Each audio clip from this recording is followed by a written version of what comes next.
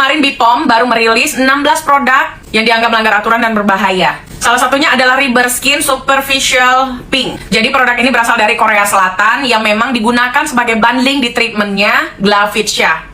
Tapi yang harus dicatat dan diketahui adalah, satu, Riber Skin ini bukan produk dari Reza Gladys atau Glavitia. Itu adalah produk dari Korea Selatan yang memang banyak digunakan oleh klinik-klinik lain. Jadi bukan hanya Reza Gladys saja yang menggunakannya. Yang kedua, produk ini tidak dijual bebas, melainkan penggunaannya hanya sebagai bagian dari treatment.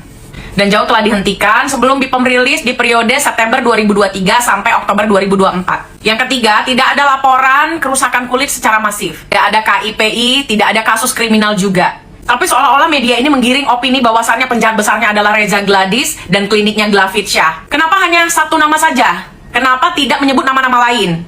Kalau memang BPOM ingin edukatif, kenapa tidak menegur semua yang menggunakan produk tersebut? Jangan sampai penggiringan opini ini terlihat mempolitisasi kosmetik lokal, di mana produk lokal yang berkembang malah ditekan sama penggiringan opini dari media. Kami sebagai konsumen paham, ini bukan sekedar regulasi, tetapi ada aroma-aroma seleksi pasar secara tersembunyi. Karena rentetan postingan dari BPOM itu seperti mengarah, tapi memang yang menggiring opini itu adalah masyarakat. Kami adalah masyarakat yang cerdas, jadi kami tidak terpengaruh.